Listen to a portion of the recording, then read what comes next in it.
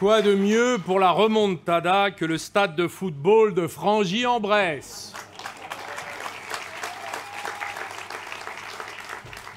Revenir à Frangy, pour moi qui suis parti dans mes ruches, au milieu de mes amis apiculteurs, parti planter des amandiers dans le midi de la France, en Bretagne et dans le Poitou, fabriquer des glaces avec mes associés éleveurs laitiers, revenir ici soudain, à la faveur des circonstances politiques nationales, retrouver ces visages que nous aimons tant. Il y avait tout à l'heure, j'en suis moi-même touché, il y avait ces retrouvailles. Nous avons pris quelques années, mais surtout nous avons réfléchi là où nous étions. Nous avons médité nos erreurs, nos fautes. Et il est vrai que, revenant à Frangy, je me dis et je suis venu vous dire qu'il y a pour moi d'abord la proclamation d'une fidélité. Fidélité à un territoire, à une histoire, à une géographie, à une amitié aussi, à des hommes et des femmes que nous sommes, que nous formons, que nous retrouvons aujourd'hui. Et je dois vous dire à quel point celle-ci touchante me rappelle que c'est la Saône-et-Loire qui m'a permis de représenter la France, de parler en son nom. Et je lui dois ceci, cela et tant de choses encore. C'était donc bien naturel que, en cet instant un peu émouvant et solennel, je me permette de repenser à Pierre Jox et Jean-Pierre Chevènement. Pierre Jox, c'est l'homme de Frangy. Il a créé cette fête. Jean-Pierre Chevènement, c'est l'homme de Belfort. Il ne l'a pas créé, mais il y est venu. L'un inspira mes pas en Saône-et-Loire, l'autre mes pas en France. Je suis venu rappeler à quel point ces deux hommes ont été importants dans cette partie de ma vie qui fut politique et que nous avons partagée ensemble. Mais revenir à Frangy, c'est aussi revenir avec la ferme détermination de ne jamais renouveler nos fautes et nos erreurs. Mieux, je suis venu avec le désir de dépasser ce que nous avons été pour reprendre avec tous les Français le chemin du récit national dont nous avons été expulsés il y a quelque temps. Je veux remercier Cécile Untermeyer, députée socialiste, qui m'a apporté son soutien et son parrainage. Guillaume Badet, le président de Frangy désormais, son jeune président entreprenant qui a su fédérer les énergies, rassembler de nouvelles générations de bénévoles. Remercier l'ensemble des parlementaires, des élus. On me dit seul, je vous trouve bien nombreux pour un homme seul ici. Les sénateurs, les maires, oui les maires. Les maires des petites, moyennes, grandes communes ici présents, même de la région parisienne, qui ont pris le chemin. Gonesse, Ris-Orangis, merci à vous tous deux. Je suis ici un homme de gauche qui se présente devant vous, enraciné dans notre histoire et notre géographie commune, devenu, il est vrai, un entrepreneur, aimant mon métier, en ayant fait une passion, un gagne-pain, mais qui a choisi de se tourner vers les Français. Je me souviens de Laurence Rossignol, ici présente, sénatrice de Compiègne et de l'Oise, vice-présidente du Sénat, Madame la vice-présidente, qui est venue me trouver, je vendais du miel à la foire de Paris avec mon tablier bleu-blanc-rouge. Elle m'a dit, viens manger une pizza, la France va mal, il faut que tu sortes de tes ruches. Elle me rappelait ces Français que je rencontrais ici ou là, qui me disaient « Monsieur Montebourg, vous vous occupez bien des abeilles, très bien, mais pourquoi vous ne voulez pas vous occuper de nous ?» Alors j'ai décidé de sortir de mes ruches. Et il est vrai que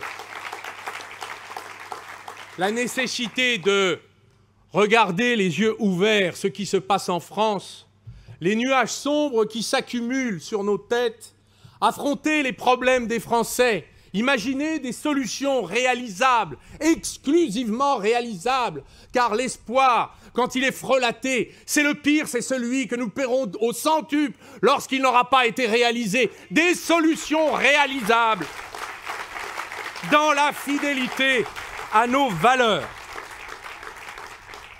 Il est vrai, je suis venu sans parti politique, mais muni de mes convictions. Je suis venu sans baron local, sans bottin mondain de la politique parisienne, sans apparatchik en tout genre. Mais je suis venu muni du soutien d'élus locaux, de conseillers régionaux, de conseillers départementaux. Ils ne sont pas visibles, mais qu'est-ce qu'ils comptent sur leur territoire? Ils ne passent pas toujours à la télévision, mais qu'est-ce qu'ils font sur leur territoire et combien? Je suis venu en homme libre, en homme absolument libre, mais muni des encouragements des Français qui savent que mes propositions, défendues depuis 20 ans de façon rectiligne, sont désormais majoritaires. Il est temps peut-être, cette fois, de les mettre en œuvre. Mais pourquoi donc les Français se détournent-ils des partis politiques? Parce qu'ils ont échoué à éviter l'affaissement de la France, l'appauvrissement des Français. Et pourquoi les Français ne veulent-ils plus de M. Macron qui prétendait à son tour les sauver des errements, des trahisons et des échecs des partis politiques? Parce qu'il a fait exactement la même politique qu'eux, avec exactement les mêmes résultats qu'eux, exactement les mêmes échecs qu'eux, en pire.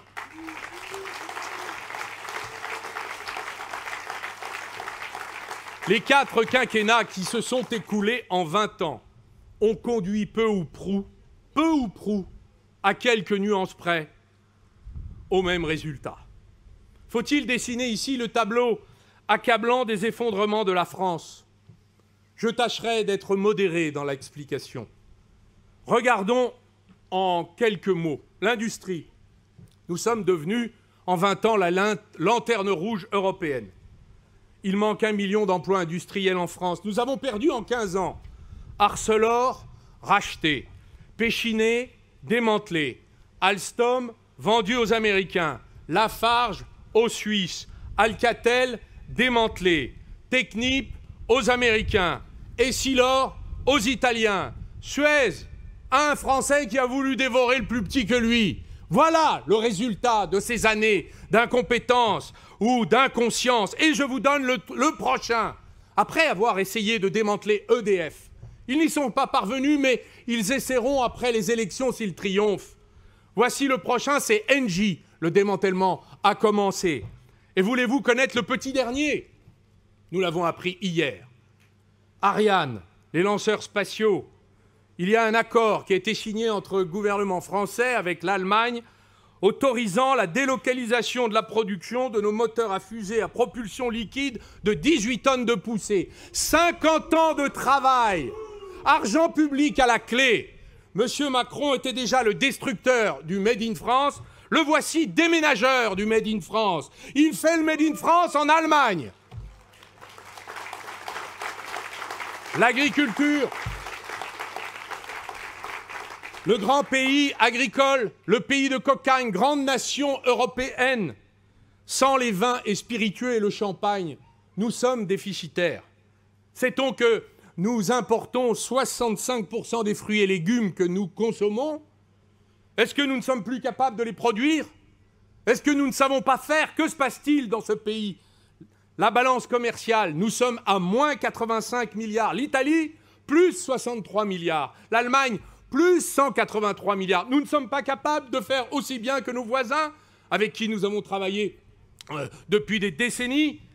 500 milliards de dettes de Covid. Le ministre de l'économie, le président de la Cour des comptes et tous les séides qui les entourent ont dit « Nous allons rembourser ».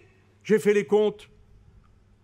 Il faut augmenter de 37% l'impôt sur le revenu pendant 25 ans pour rembourser. Qui osera prendre une décision aussi inhumaine, absurde et destructrice? Le gouvernement a d'ailleurs commencé à nous faire rembourser, car il vient d'étaler le CRDS, vous savez, la cotisation dépenses sociales, sur 40 ans supplémentaires. Donc les Français ont commencé à rembourser les plans d'austérité que nous avons combattus dans le quinquennat précédent, se préparent à nouveau et ils attendent l'après-élection pour nous les infliger. 130 milliards de dettes des entreprises. Comment vont-elles pour faire le remboursement? Où allons-nous? Nul ne le sait. Y a-t-il des réponses du gouvernement? Aucune. Ces clignotants sont des clignotants économiques, mais peut-on parler des Français aussi? Chacun sait à quel point l'appauvrissement est réel, sensible. Ce n'est pas pour rien que nous avons connu la crise des Gilets jaunes. Il y eut 16 000 cahiers de doléances qui ont été rédigés dans tous les départements, dans les sous-préfectures précisément. Qu'a-t-on fait de ces doléances? Il y a eu 2 fois dans l'histoire de France des cahiers de doléances. En 1789, il y en eut 35 000, et en 2019, il y en eut 16 000. Qui les a lus? Nous avons décidé de les lire. Je suis allé voir, je notais une dame qui écrivait « Tout augmente ». Une autre ajoutait « C'est si dur de vivre avec si peu ». Ce sont des réclamations légitimes qui ont donné lieu à une crise sans précédent, une révolte que nul n'avait connue depuis les grandes émeutes de la fin des siècles précédents en France, aux Champs-Élysées, autour de l'Arc de Triomphe et non loin de l'Élysée. Est-ce que nous pouvons ouvrir les yeux sur un pays qui aujourd'hui appauvrit ceux qui travaillent et travaillent dur? L'école, en chute libre, effondrement du niveau des élèves. Les palmarès internationaux nous le disent, explosion des inégalités scolaires, l'ascenseur social bloqué au sous-sol et des enseignants maltraités, pour ne pas dire déclassés. L'hôpital, en 25 ans, nous avons fermé 100 000 lits et pendant ce temps, la population française s'est accrue de 10 millions de personnes. On a vu le résultat dans la pandémie du Covid. Est-ce que cet effondrement lent, mais sensible et palpable, cet appauvrissement suffisait? Non, il faut qu'en plus, nous subissions la montée de la dépendance aux nouveaux empires qui aujourd'hui régissent le monde. Nous sommes devenus une colonie numérique des États-Unis d'Amérique. Qui est le patron de ceux qui vendent comme moi du miel sur Internet? Google, enfin non, pas Google, l'algorithme de Google. Il faut le charmer, il faut converser avec lui, il faut le convaincre pour qu'il vous référence. Mais est-ce que quelque part, nous avons gardé le lien avec les Français qui utilisent l'algorithme de Google? Perdu. Il est aux États-Unis, dans la Silicon Valley. Cela s'appelle une colonisation numérique. Et les Chinois, eux, c'est l'industrie qui nous colonise. Les Américains, M. Obama, ce n'était pas Trump, ont mis des taxes de 100% sur les pneus quand les Chinois ont déversé les pneus chinois sur le marché américain. Les pneus chinois sont repartis dans les bateaux. Est-ce que nous avons mis en Europe des taxes sur les pneus chinois? Jamais. Donc nous avons fermé nos usines Goodyear, Bridgestone, Michelin et tous les autres. Voilà la réalité de ce que c'est qu'une dépendance qui s'aggrave. Le macronisme n'a fait qu'accentuer cette soumission aux injonctions de l'extérieur. Souvenez-vous, il nous expliquait, il faut s'adapter. Nous devons prendre le pli du reste du monde, de la mondialisation. Nous l'avons fait au point de bientôt, si nous continuons comme cela, disparaître. D'ailleurs, les États-Unis nous entraînent dans les guerres de l'OTAN que nous finançons, mais sont-elles les nôtres? Ils nous prennent nos entreprises par l'effet de l'extraterritorialité du droit. Ils espionnent nos autorités et nos ressortissants. 75 millions de conversations ont été écoutées selon Edward Snowden en 2014. Ils nous donnent des coups de poignard comme dans l'affaire du contrat à 56 milliards des sous-marins australiens.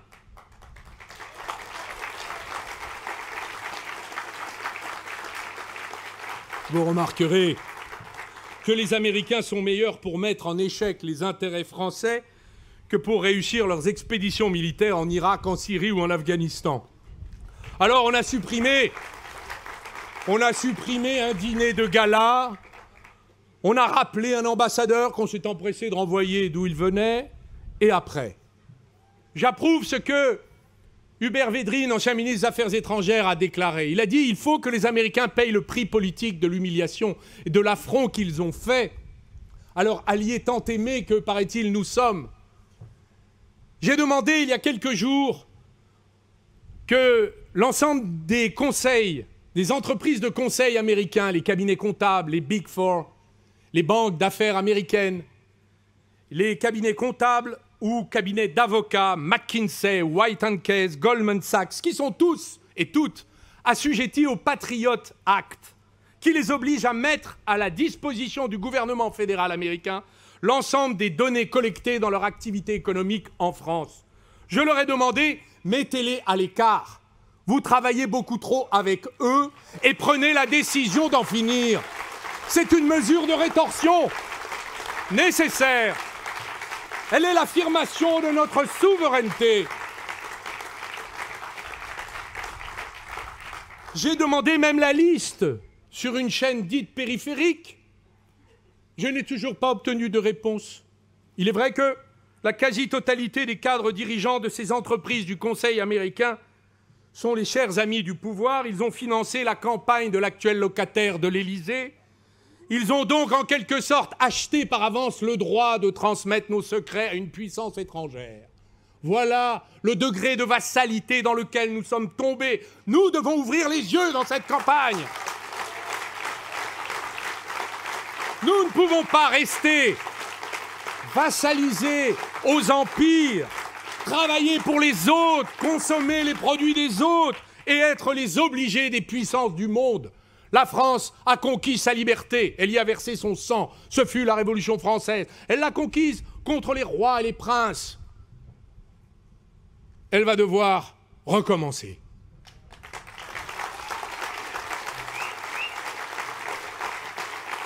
Faut-il ajouter à ce tableau des dépendances la menace climatique, l'inquiétude et l'angoisse des jeunes générations que nous partageons devant la montée sensible et palpable des températures, la multiplication des événements météorologiques extrêmes, les rapports du fameux GIEC.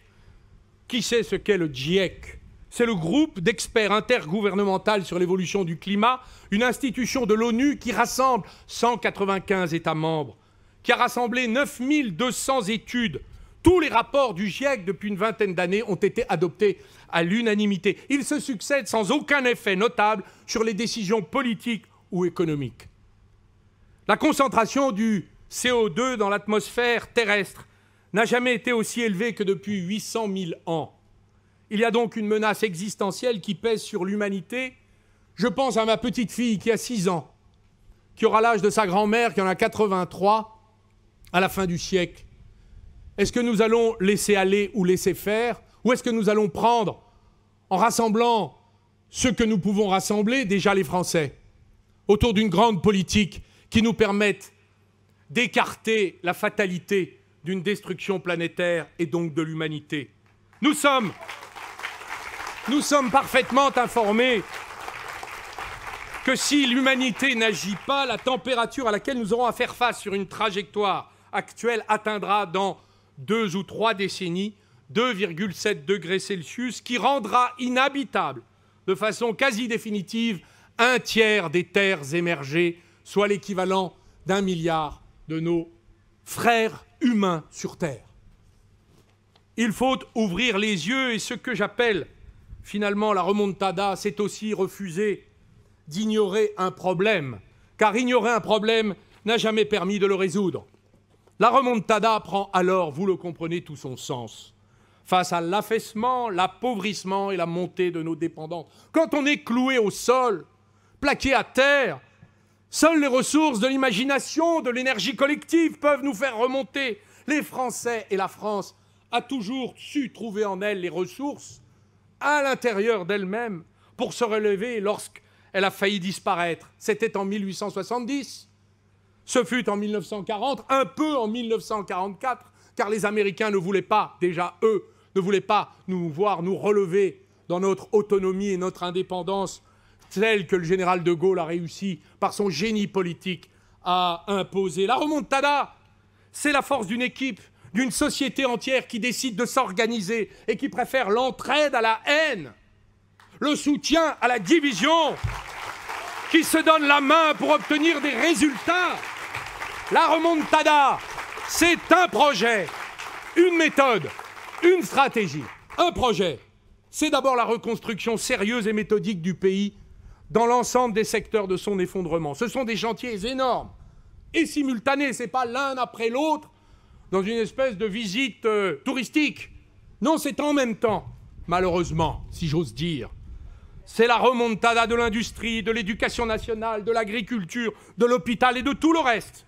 Et c'est probablement aussi lourd après la crise Covid que nous venons de traverser que ce que toutes les générations d'après-guerre ont eu à prendre en charge dans la reconstruction de 1945. La remontada, c'est une méthode. On ne peut pas reconstruire la France sans les Français. Il faudra partager les efforts, soulager et améliorer rapidement la vie de ceux qui ont payé très cher ces dernières années.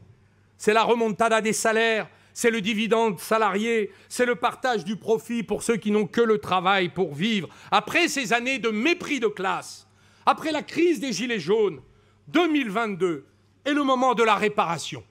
C'est le moment de laver l'affront aux classes moyennes et populaires. La remontada, enfin, c'est une stratégie. Refaire de la France une puissance capable de proposer au reste du monde sa singularité, sa troisième voie.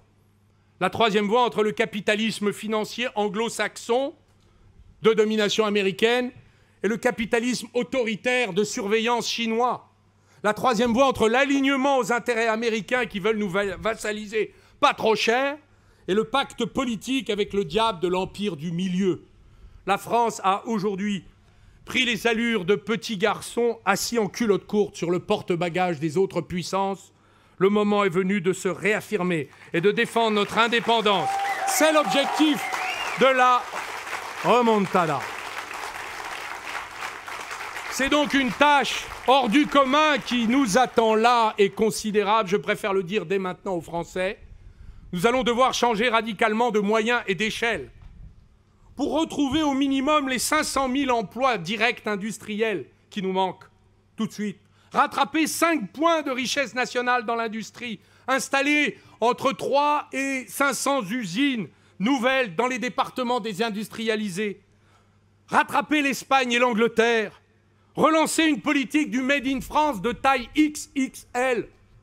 Il va falloir casser le système paralysant de la commande publique qui favorise les économies low cost mondiales, mais jamais le Made in France. Il va falloir aussi savoir prendre des réglementations protectionnistes. Ce n'est pas un gros mot, c'est ce que le monde entier est capable de faire. Nous en sommes, nous, incapables donc.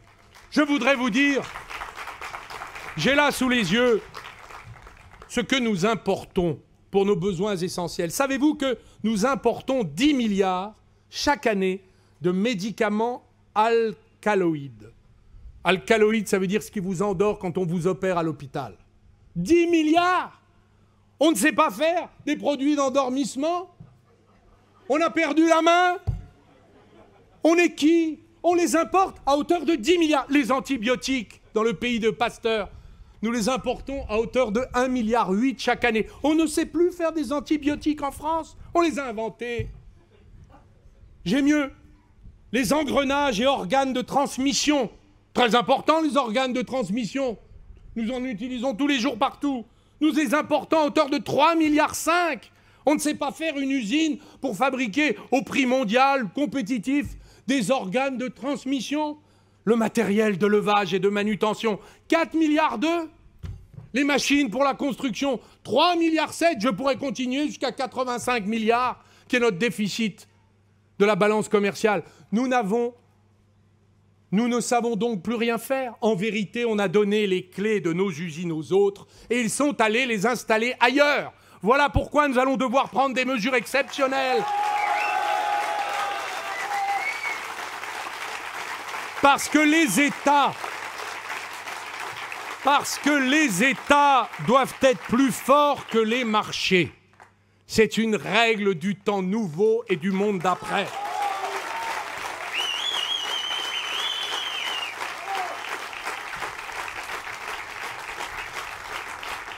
Mais il faut aller plus loin. Nous allons devoir mettre fin à la domination de la technostructure sur nos politiques économiques qui sont imprégnées du sentiment de soumission à l'ordonnancement juridique néolibéral européen. Vous avez compris quelque chose? Eux non plus.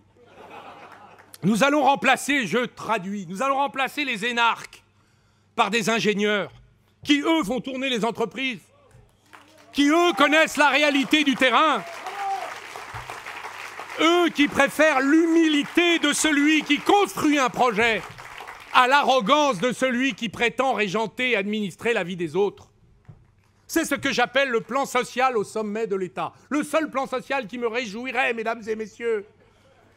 C'est ce que je nomme la débureaucratisation de l'État, l'État fort. Nous en avons besoin, mais l'État arrogant, nous le refusons. L'État au service de la nation, c'est ce que nous désirons, mais l'État au service d'une caste ou d'une classe, nous le rejetons. L'État qui crée, qui sauve, nous en avons besoin, mais l'État qui défait, qui laisse vendre et laisse faire, nous n'en voulons plus. Qu'on me donne, ne serait-ce que la moitié aujourd'hui du plan de relance, 50 milliards, et nous montrerons que nous pouvons construire nos 400 usines qui nous manquent. Pas les industriels tout seuls, pas l'État tout seul, les industriels ils ne le peuvent pas, l'État ne sait pas le faire, mais les deux ensemble. Donc il va falloir réapprendre à se faire confiance, casser le système juridico-politique dans lequel nous travaillons aujourd'hui pour inventer la remontada industrielle de la France. En collaboration entre le public et le privé, c'est tout ce que la Start-up Nation n'a pas su faire et ne fera jamais. Ça sert peut-être aussi à ça, un entrepreneur au sommet de l'État.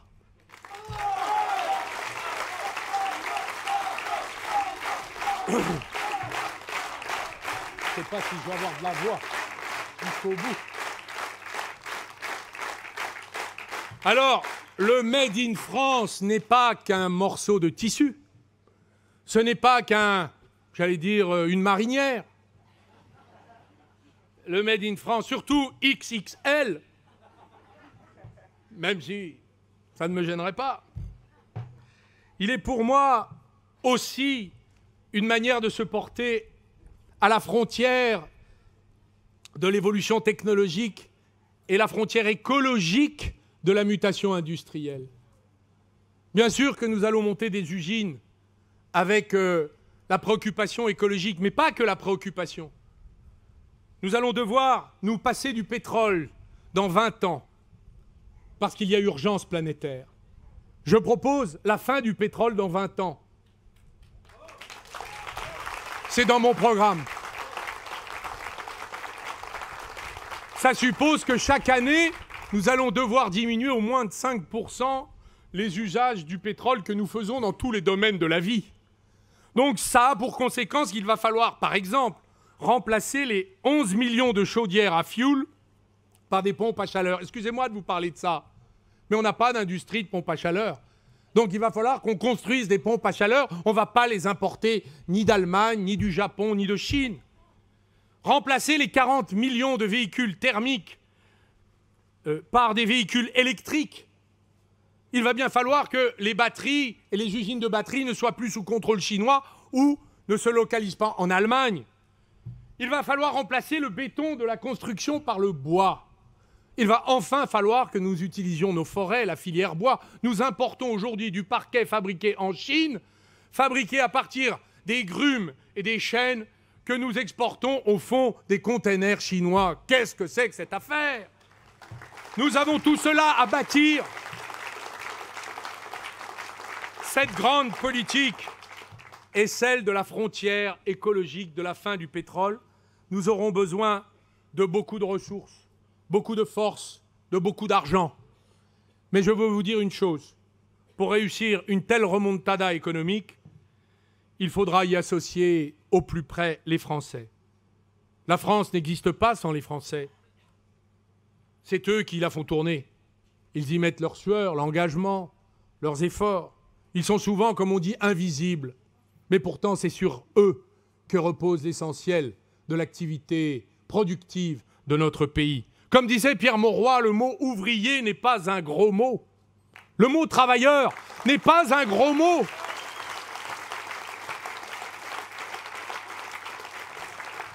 Est-ce qu'il est possible, dans le débat public, que nous puissions rappeler que la situation des ménages qui ont des petits salaires est devenue aujourd'hui ingérable? Est-ce que vous avez observé que l'électricité a augmenté de 17% en 3 ans, 50% en 10 ans, le gaz 15,8% en 2 ans, l'essence 20% a augmenté de 20% en 1 an, et l'immobilier de 150% en 20 ans. Et d'ailleurs, l'INSEE ne met pas dans son indice de l'inflation la question du logement et de l'immobilier. Je n'ai toujours pas compris pourquoi. Le Secours populaire a fait une enquête. 36% des Français déclarent avoir des difficultés financières aujourd'hui. 36%? Quel chiffre? 20%, tenez-vous bien, sautent des repas pour des raisons financières. 32% n'achètent pas des fruits et légumes tous les jours pour cette raison. Et 30% ont des difficultés pour disposer d'une mutuelle santé. Voilà pourquoi j'ai proposé que la question du salaire soit au cœur de cette campagne et soit au cœur de la remontada économique. J'ai proposé une augmentation de 10% du SMIC immédiate.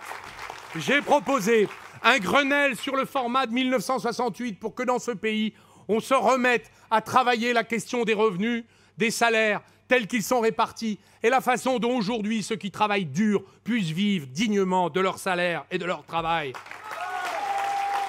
Est-ce acceptable qu'un banquier d'affaires gagne en une transaction ce qu'une caissière de supermarché gagne en une année, ce qu'un agriculteur gagne à peine en une année?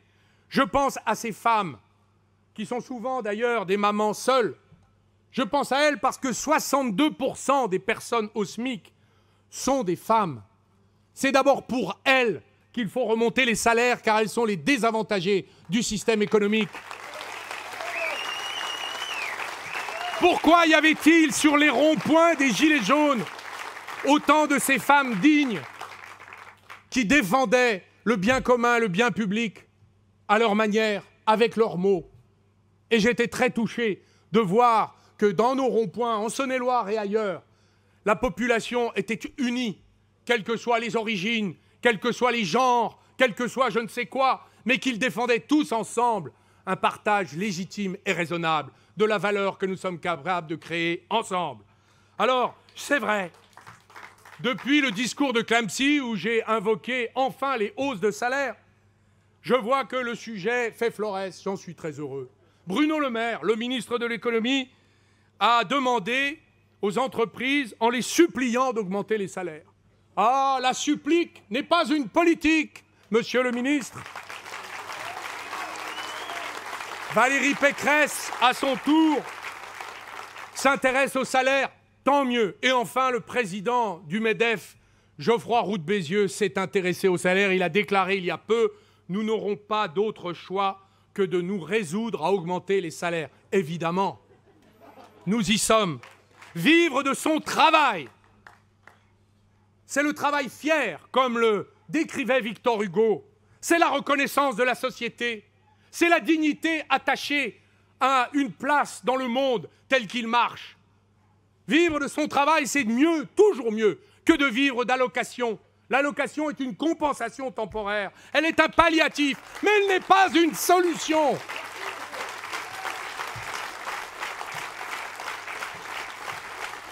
Pendant toutes ces années, nous avons été intoxiqués par l'idée que le salaire était, même décent, serait l'ennemi de l'emploi.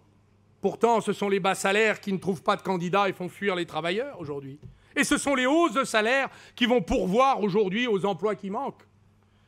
Regardez, dans le monde entier, le président Biden a annoncé un salaire minimum fédéral américain à 15 $ de l'heure. 15 $, nous sommes à 8-11 net dans la poche du salarié français au SMIC. Sanchez, le président du Conseil, Premier ministre espagnol, a augmenté avec son gouvernement les bas salaires minima de 27,5% en 5 ans. Et peut-être le vainqueur de l'élection allemande ce week-end, M. Scholz, a proposé de passer le salaire minimum fédéral allemand, qui est à 10, de le passer à 12. Nous avons donc une remontada mondiale des salaires dans laquelle nous devons nous-mêmes nous placer. Il ne s'agit pas seulement d'augmenter le SMIC, il s'agit de prendre le travail branche par branche, de regarder partout où nous pouvons faire des efforts, avancer sans déstabiliser bien sûr les entreprises, car d'ailleurs les entreprises elles-mêmes, dans les pays les plus prospères, ce sont les endroits où les salaires sont les plus élevés. La Suisse a un SMIC 3 à 4 fois plus élevé que la France, elle n'a pas de chômage, sa balance commerciale est excédentaire. Pourquoi ce que nos amis helvètes peuvent faire, nous ne le pourrions pas? J'ai proposé, pour accompagner ce mouvement de partage de la valeur et de la richesse dans l'entreprise, car c'est d'abord là qu'elle doit avoir lieu, le dividende salarié. Le dividende salarié, c'est un projet englouti et perdu du gaullisme abandonné en 1969. Aujourd'hui, seulement 5 millions de salariés sur un total de 19 millions de salariés dans le privé reçoivent ce qu'on appelle la participation et l'intéressement. Je suis pour qu'on le démocratise, qu'on le généralise, qu'on l'égalitarise aussi, que chaque salarié puisse toucher sa part d'effort qu'il met dans la réussite de l'entreprise dans laquelle il travaille. J'aime citer le général de Gaulle. Pas seulement le général de Gaulle, bien sûr, mais le général de Gaulle qui déclarait en 1968 « Les gens se mettent ensemble pour réaliser une œuvre commune économique. Ils forment une société dans laquelle chacun doit être intéressé au fonctionnement, à la rentabilité, donc au profit. Cela implique qu'ils puissent participer à la marche de la société et à ses conseils. » Il allait beaucoup plus loin que le chèque qu'on fait à la fin de l'année. Il proposait de mettre des salariés élus dans les conseils d'administration pour que ceux-ci puissent participer, enfin, dans toutes les entreprises où il existe des conseils d'administration, participer à la marche de l'entreprise et participer aux grandes décisions. Tous les pays du Nord qui ont réalisé cette promesse gaulliste engloutie, l'Allemagne, le Danemark, la Suède, ont des résultats industriels étincelants.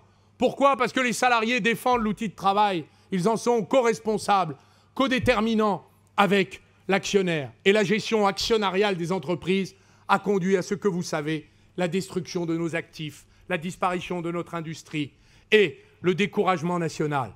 Voilà pourquoi je reprends la proposition du général de Gaulle d'ouvrir les conseils d'administration aux salariés pour qu'ils puissent intervenir dans la décision de leurs entreprises.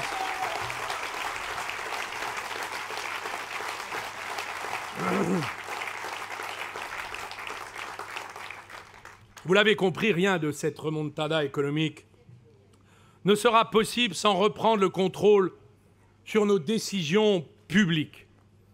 Nous avons perdu la main, il faut la reprendre. 60% des décisions nationales, presque des lois, sont d'origine européenne. Je crois que le moment est venu de reprendre une part raisonnable et nécessaire de notre souveraineté.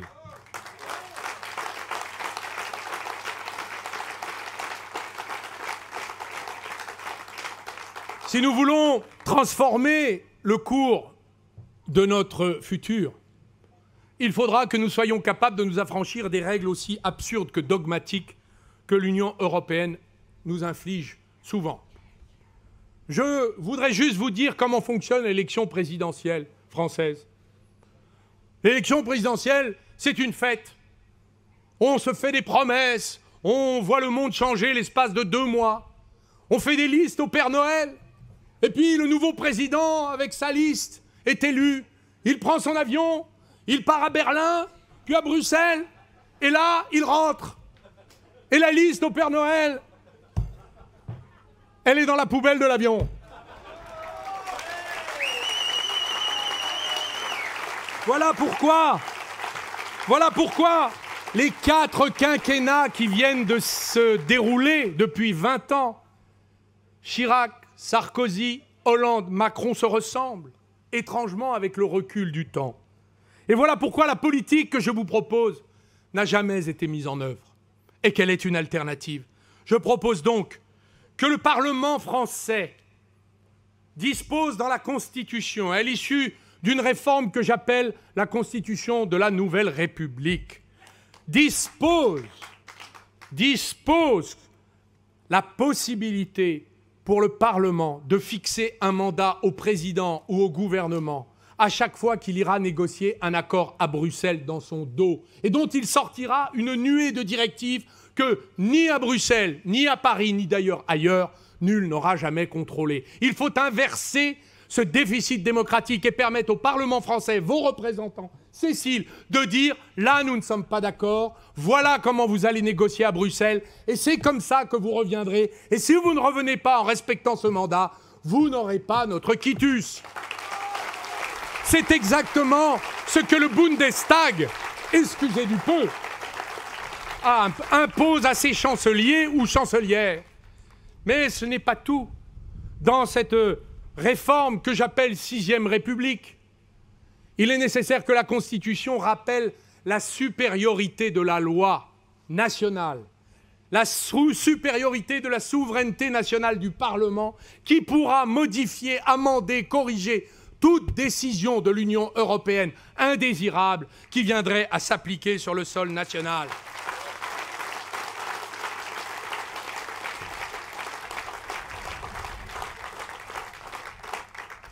On dit, mais ce que vous êtes en train de faire, c'est très grave. Je lui dis, oui, c'est tellement grave que c'est exactement ce que le tribunal constitutionnel allemand de Karlsruhe, l'équivalent de la Cour suprême des États-Unis en Allemagne ou du Conseil constitutionnel en Allemagne, rappelle à chaque décision monétaire ou économique en Allemagne.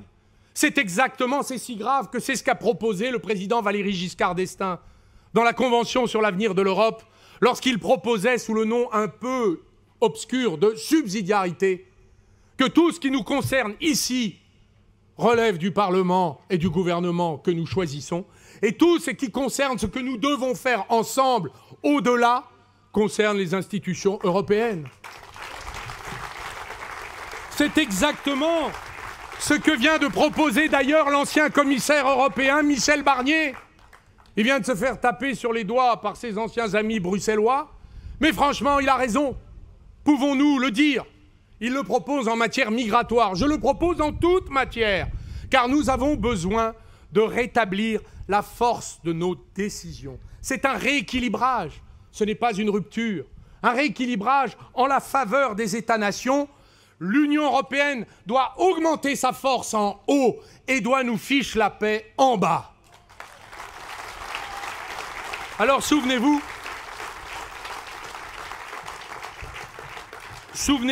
du référendum en 2005 entre le oui et le non. Beaucoup de ceux qui avaient voté oui espéraient une réorientation de l'Union européenne qui n'est jamais venue. Et beaucoup de ceux qui avaient voté non n'étaient pas opposés à l'Union européenne, c'était mon cas, mais ils contestaient seulement son orientation. Aujourd'hui, où en sommes-nous? Le traité de Lisbonne qui nous a fait voter oui alors qu'on avait voté non. Où est-il, ces promesses? La prospérité annoncée, l'Europe sociale, où sont-ils? Nulle part. L'Union devait faire notre force, elle fait aujourd'hui notre paralysie. Les traités sacrés sont devenus obsolètes. Ils sont d'ailleurs suspendus dans les circonstances économiques du Covid. L'Union européenne ne marche pas, et pourtant, nous en avons besoin. Contre les empires, contre le réchauffement climatique, face aux événements migratoires qui ne cessent de s'intensifier. Qu'attend donc la Commission européenne pour maîtriser Google, démanteler sa domination sans partage sur les marchés européens? En Russie, en Chine, il n'y a pas Google. Mais chez nous, c'est 98% du marché. Madame Vestager, la commissaire européenne si célèbre, a perdu le numéro de téléphone de la Silicon Valley. Elle préfère nous obliger à vendre nos barrages, démanteler EDF et nos services publics, nous interdire de défendre Air France face aux low-cost et aux compagnies low-cost anglo-saxons, nous empêcher de fusionner Legrand et Schneider. Je préfère que nous reprenions la main avec le sourire. Pas de plan A, pas de plan B, pas de plan C. Juste le droit inaliénable et sacré que notre Constitution rétablisse un minimum de souveraineté nationale raisonnable lorsque l'intérêt national est en jeu. L'Union européenne, vous le savez, n'en mourra pas, puisqu'elle s'est d'ailleurs construite ainsi pendant 40 ans jusqu'en 1989. En 1989, le Parlement pouvait corriger toutes les décisions de l'Union européenne, C'est la jurisprudence du Conseil d'État, encore lui, bien célèbre dans les affaires de liberté de la pandémie, qui se distingua en inversant les choses. Rétablissons la tradition juridique française. L'Union européenne ne fait plus de choix. On le sait. Elle applique aveuglément des règles. Eh bien, elle fera plus de choix et il y aura moins de règles. Et nous en serons heureux comme Européens. Rétablir la part nécessaire de souveraineté nationale, c'est sauver l'Union européenne contre elle-même, ses erreurs, ses excès, ses fautes. Et j'en demande un mandat clair aux Français. Retrouver la force de choisir notre avenir, défendre ce que nous sommes, affirmer notre volonté. La remontada est aussi un projet de retrouvailles avec la fierté du projet républicain. C'est son renforcement qui est à l'ordre du jour. Vous le savez, notre nation n'est pas une nation ethnique. Elle est une nation politique, civique, unique. Ce n'est pas notre sang, notre religion, notre supposée origine commune qui fait notre ciment. Notre ciment, c'est le projet, c'est le contrat républicain. Nous ne sommes pas unis par ce qu'on est, mais par ce qu'on veut, par où on va et ce qu'on en fait. Lorsque le contrat est faussé, mensonger, la République s'affaiblit, la nation se divise et s'affronte. Lorsque le contrat est piétiné, les Français s'insurgent, nous ne pouvons que les approuver. Les républicains engagés comme nous le sommes, le républicain social que je suis, doivent s'atteler à rebâtir les piliers de notre œuvre commune, la République. Le premier pilier, c'est l'école. Le deuxième pilier, c'est la laïcité. J'ajouterai un troisième, tant l'édifice menace de s'ébouler, le service national civil et militaire, qu'il faudra enfin rétablir. Oui, son premier pilier, c'est l'école. Si affaiblie, si malmenée, aujourd'hui, quand même sinistrée. Nous constatons une baisse générale du niveau des élèves. Nous sommes au fond des palmarès internationaux. Les enseignants n'ont pas la reconnaissance de la nation et ne sont pas correctement traités. Les inégalités scolaires s'accroissent encore. Le niveau des mathématiques est en chute préoccupante. Les maths, c'est pourtant le nouveau pétrole du XXIe siècle. C'est là que nous avons fait fortune. Certes, nos mathématiciens fuient payer mieux ailleurs, question des salaires. Mais nous avons collectionné les médailles Field. Et si nous voulons avoir une force autonome, numérique, dans l'intelligence artificielle, nous avons besoin des maths et de retrouver notre excellence. Même le baccalauréat n'a pas échappé aux coups de boutoir. Et les classes populaires et moyennes se réfugient, quand elles le peuvent, avec leurs enfants dans le privé et se saignent pour leur donner un avenir scolaire. L'épuisement par la réformite, la bougeotte permanente des programmes a fait de l'éducation nationale, malheureusement, un objet politicien et un jouet électoral. La baisse générale du niveau des élèves est une réalité devant laquelle nous devons ouvrir les yeux. Ce doit être un objectif politique qui réclame, appelle un réarmement scolaire dans le sens de l'instruction publique. Lire, écrire, compter, connaître son histoire, sa géographie, maîtriser les sciences.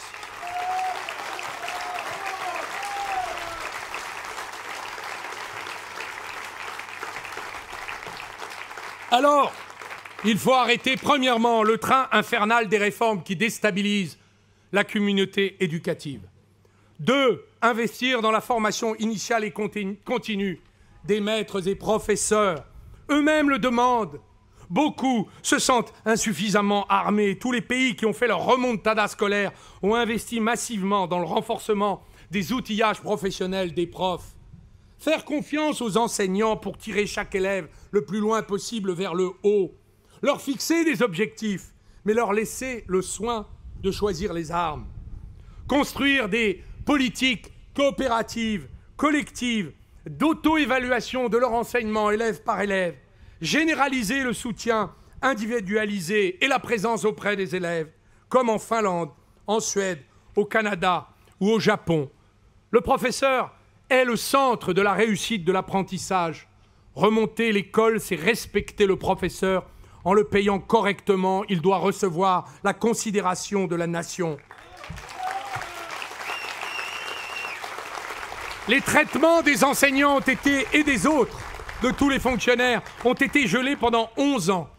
Les négociations salariales avec les organisations syndicales d'enseignants doivent reprendre, car nous devons faire du métier de professeur un métier bien payé, qui est attractif, qui donne de l'avenir, de l'enthousiasme. Je repense à ce pédagogue qui disait « La confiance, l'énergie, l'enthousiasme d'un prof sont essentiels à la réussite d'un système scolaire.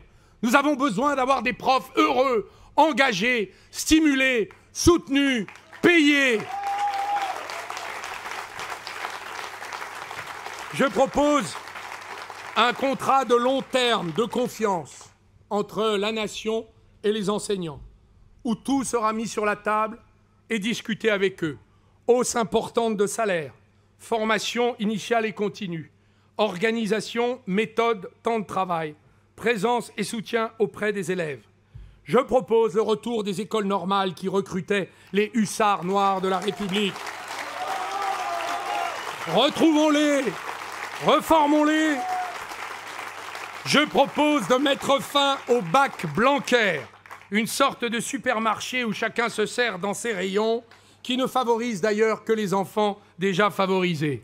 Et je voudrais demander à cette armée des enseignants retraités d'être, s'ils le souhaitent bien sûr, les tuteurs d'enfants en perdition, qui ont des parents défaillants et qui sont en décrochage du système scolaire. Cela existe déjà. Généralisons-le. La remontada scolaire et la remontada tout court. C'est une société d'entraide dans laquelle la République s'organise pour transmettre le savoir, la clé de notre futur. Alors le deuxième pilier de la République, c'est la laïcité. Nous, les républicains passionnés, engagés, exigeants, intransigeants, nous savons que nous devons la défendre. Nous avons en France un principe et une grande loi qui donne à la France l'un de ses meilleurs atouts au monde, la loi de 1905 de séparation des églises et de l'État.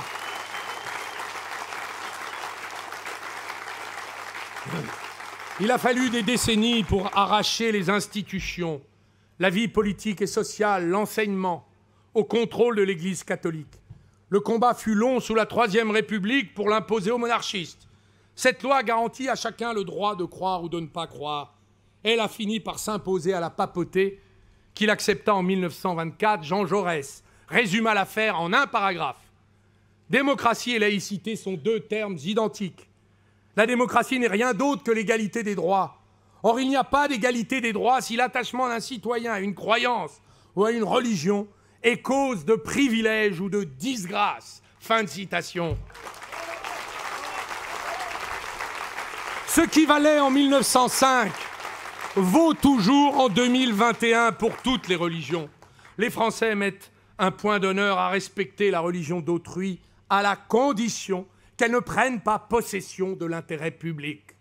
Lorsque nous avons été attaqués de façon barbare par des terroristes islamistes en 2015, les Français se rassemblèrent dans la dignité pour affirmer la solidité de la République.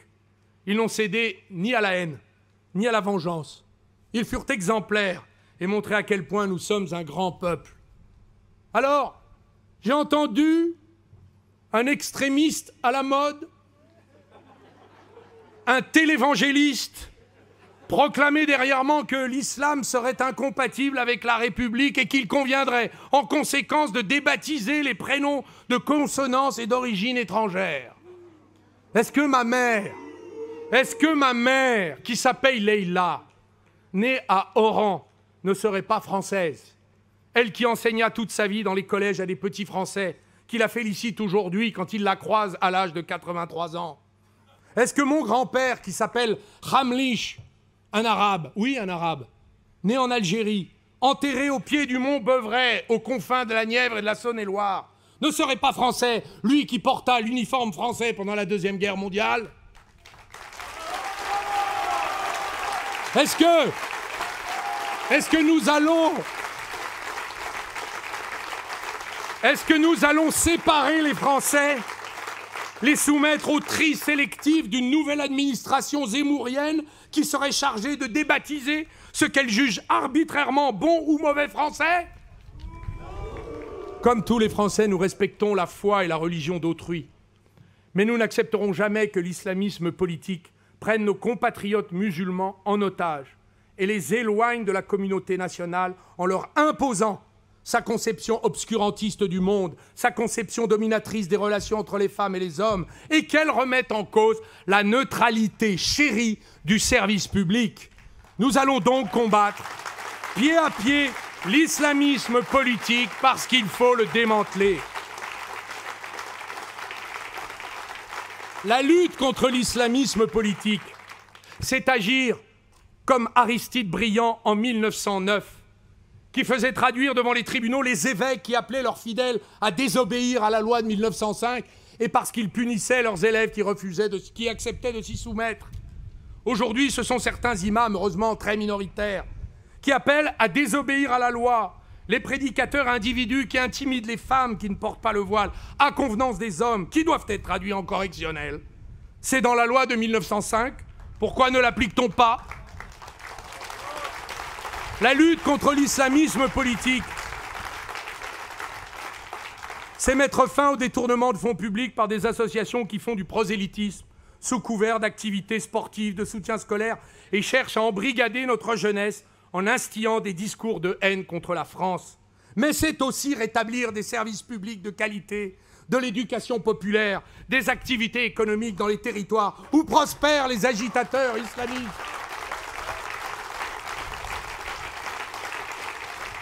La laïcité est ce rempart qui protège la liberté de culte de chacun de nos compatriotes, musulmans ou non, ainsi que toute forme d'assignation ou injonction religieuse. Elle est la protection de la liberté et nous aurons à la défendre en toutes circonstances. Alors, le troisième pilier, c'est celui que nous avons perdu il y a 25 ans. Il nous a cruellement manqué et je le vois comme une cause très sérieuse de l'aggravation de nos difficultés. Oui, nous allons rétablir le service national civil et militaire obligatoire pour tous les garçons, toutes les filles et sans aucune exception. Les Français, vous l'avez remarqué, ne se connaissent pas, ne se parlent pas, ne discutent plus. Il y a les quartiers de riches, les quartiers de pauvres, il y a les écoles de riches, les écoles de pauvres, et voici même les algorithmes du tribalisme numérique. Il y a ceux qui veulent rester entre eux, et même s'ils ne voulaient pas, l'algorithme les ramène à entre eux et entre soi. Nous allons donc reconstituer ce collectif, redonner un contenu au mot de fraternité. On doit réapprendre à agir collectivement, à travailler ensemble, à se donner la main, à s'entraider. C'est l'esprit de Valmy. Quand les Provençaux, les Bretons qui ne parlaient pas la même langue se sont unis dans une même armée, dont ils ne comprenaient pas le langage de leur chef, pour aller bouter les monarchies qui voulaient renverser la Révolution française. Ils se sont unis, ils étaient ensemble. L'armée et nos armées doivent disposer d'une réserve de recrutement parmi les appelés, car il est possible que dans la montée des périls mondiaux, nous ayons à faire face au devoir de nous défendre tous ensemble. La police, qui va devoir ouvrir une campagne de recrutement pour faire face aussi à l'insécurité et à une politique que moi j'appelle de sévérité républicaine, où il faudra qu'elle soit présente, qu'elle soit de proximité et qu'elle soit de confiance. Ce travail-là, cela supposera que les appelés du service national viennent en renfort. Et les chantiers civils, quant à eux, ne manquent pas. Les étudiants en médecine iront soigner dans les déserts médicaux. Les appelés pourront aider à travailler dans tous les services publics, dans les eaux et forêts, pour aider à la biodiversité, dans l'éducation nationale, pour aider les profs, dans les hôpitaux, pour les personnes malades, pour les personnes âgées, aider nos soignants. Ils donneront de leur temps à la nation qui en a tant besoin. Le service national, c'est le ciment de notre nation, c'est l'esprit de la remontada de la République, c'est un mouvement de pulsion de vie, une renaissance, un désir de faire ensemble, et je l'espère, un nouveau cycle politique.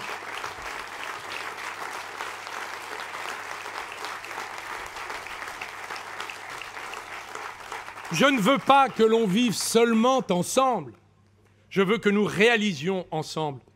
Nous fassions ensemble, nous construisions ensemble. Antoine de Saint-Exupéry, qui a innervé notre jeunesse, il ne l'a pas énervé, il l'a imprégné, dirons-nous, a eu cette belle phrase, il a dit « Faites construire des cathédrales aux Français, ils s'aimeront. Les cathédrales, elles sont devant nous. Nous en avons déjà bien construit. Nous pouvons donc recommencer. Mes chers compatriotes, les quinquennats qui se succèdent, rien ne change et tout s'affaisse. Les quinquennats se ressemblent, rien ne change, mais le désespoir s'installe.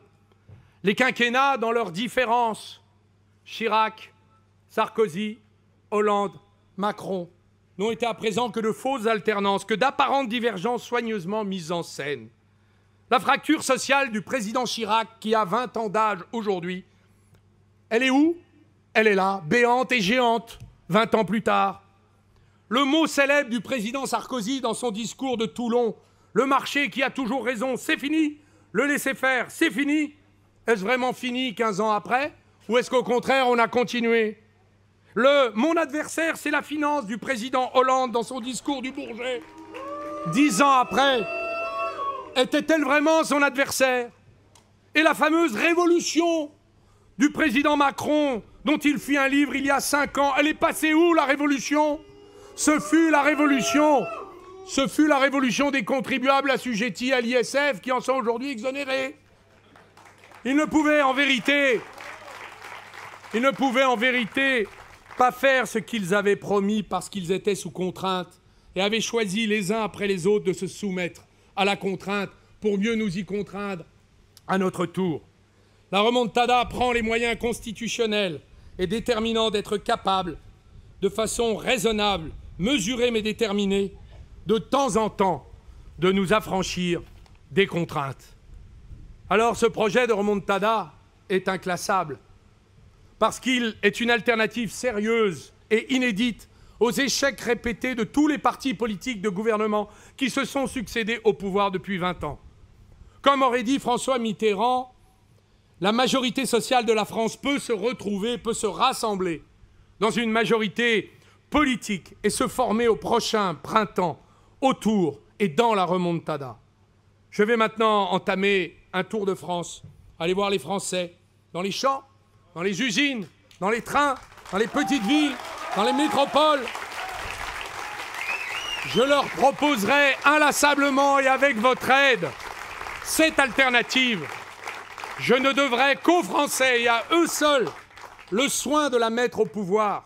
Je ne le devrai à aucun groupe de pression, à aucun parti politique, aucune fraction politique. Peuple de gauche, maintenant je m'adresse à toi. Peuple de gauche, toi l'orphelin, toi qui es perdu, toi qui es sans voix, mais qui est aussi sans reproche. Lève-toi, redresse-toi, donnons-nous la main, avançons ensemble vers la France, retrouvons le chemin du pays pour écrire à nouveau le futur. Prends ton audace à deux mains. Peuple de gauche, rejoins-moi. Nous pouvons l'emporter ensemble. Unissons-nous aux Français. Avançons pour faire chuter les fatalités de l'histoire. Et comme le disait Churchill, donnons-lui un coup d'épaule. Vive la remontada de la France. Vive la République. Et vive la France!